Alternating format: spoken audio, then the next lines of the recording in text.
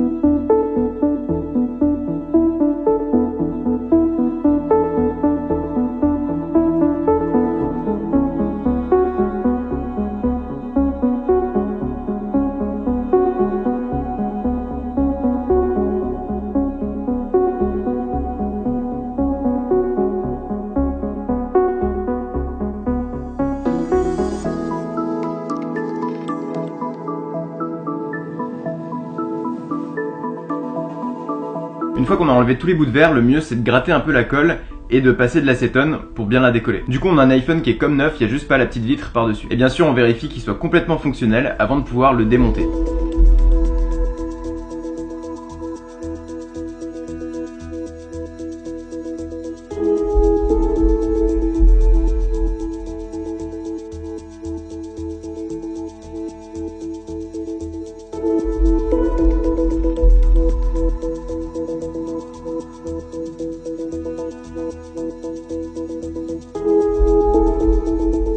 On va commencer par démonter l'écran.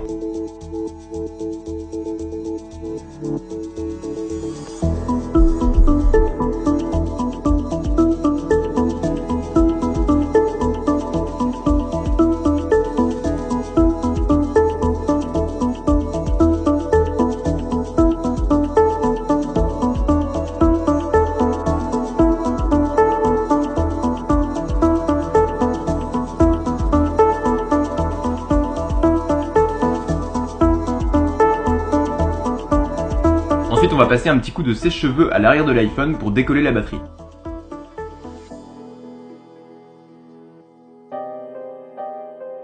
Maintenant on peut dévisser absolument toutes les vis et comme ça on pourra démonter la carte mère de l'iPhone.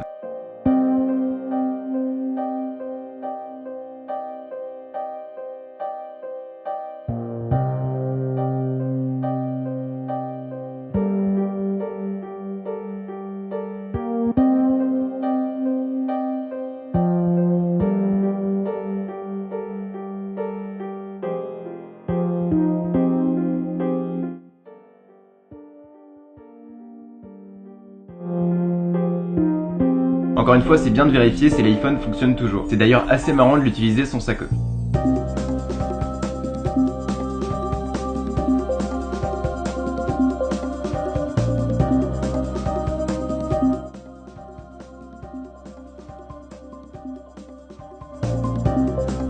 Bon là, comme on peut le voir, il capte plus aucune Wi-Fi. C'est tout simplement que j'avais oublié de remettre la partie antenne.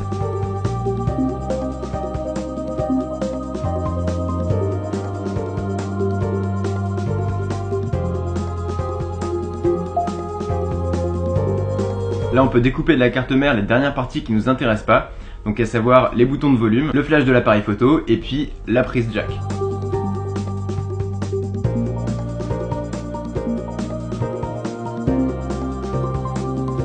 J'aurais bien aimé garder une caméra mais malheureusement c'est bien trop épais. Je sais que ça fait beaucoup de mal à certains de voir la prise jack retirée des derniers iPhones, mais là on va pas avoir le choix parce que si on veut que tout rentre dans notre règle, va falloir l'enlever. Une fois qu'on a tout retiré, on peut vérifier dans la caméra, donc tout sera noir parce qu'il n'y a plus de caméra. Et pareil si on enregistre du son parce qu'il n'y a plus de micro.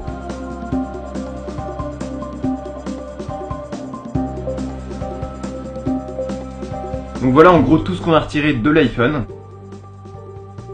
Il y a bien sûr les petits boutons de volume, le gros haut-parleur du bas de l'iPhone, le bouton Home, le petit moteur qui fait la vibration, la partie caméra avant, le haut-parleur de façade, la caméra arrière, la prise jack, le flash et les micros. Maintenant on va pouvoir découper une fine plaque d'aluminium et je vais la recouvrir avec un petit peu de scotch pour qu'elle soit isolée. Sinon ça risquerait de faire des courts-circuits avec la carte mère.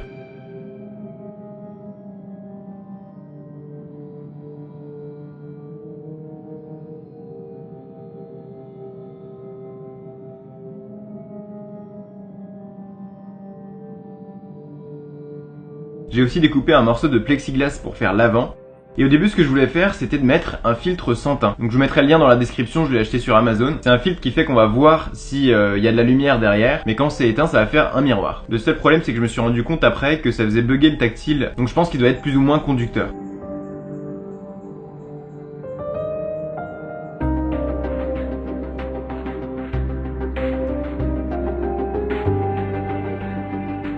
Bon du coup on va retirer ce film et mettre une fine couche de peinture noire. Bon du coup la définition de l'écran sera un petit peu altérée parce qu'on aura des toutes petites gouttes de peinture par-dessus. J'aurais pu laisser un petit carré transparent pour qu'on voit bien l'écran, mais le problème justement c'est ça. Même éteint, on aurait pu voir qu'il y avait un écran en dessous, alors que là c'est impossible.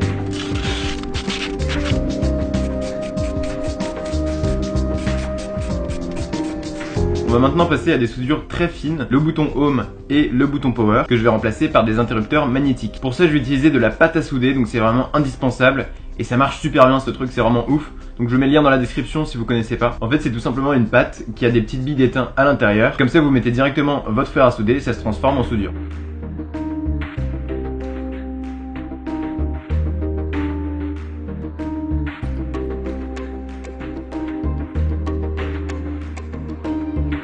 Maintenant on peut vérifier que tout marche bien. J'ai fixé tous les composants sur l'écran et puis on va pouvoir refermer la règle.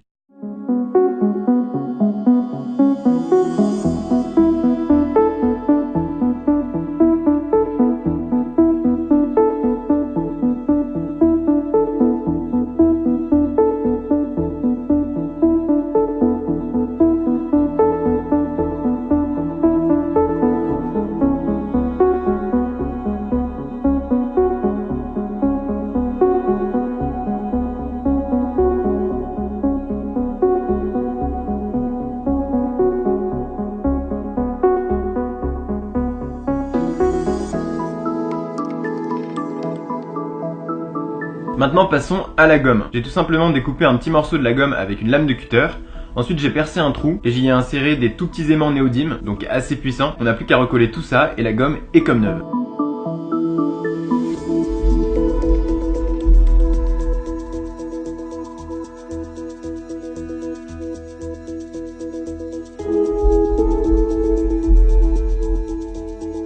Pour camoufler un petit peu la prise Lightning qui permet de recharger la règle et aussi l'endroit où on met la carte SIM si par exemple on n'a pas de Wi-Fi et qu'on voudrait tricher en 4G, j'ai tout simplement utilisé le classique mélange silicone de salle de bain et farine de maïs pour faire une petite pâte. Ça fait des caches assez discrets qui sont très faciles à enlever.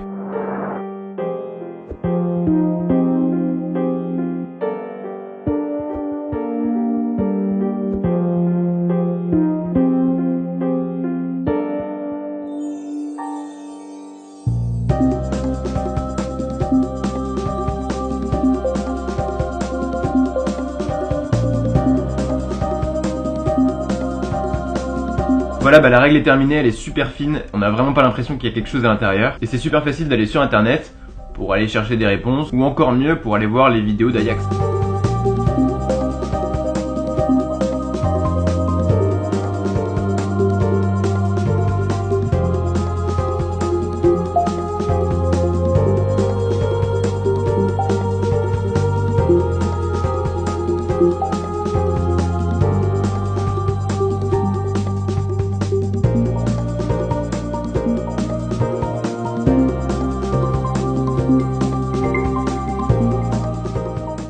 L'avantage de cette règle, c'est que personne pourra l'utiliser sans avoir la gomme. Et encore, faut savoir comment ça marche. Donc si un correcteur vous la prenait, ce serait impossible pour lui de prouver que c'est avec ça que vous avez triché. À moins bien sûr de l'éclater par terre. Je suis pas sûr qu'il ferait ça. On voit un peu la comparaison par rapport au dernier iPhone.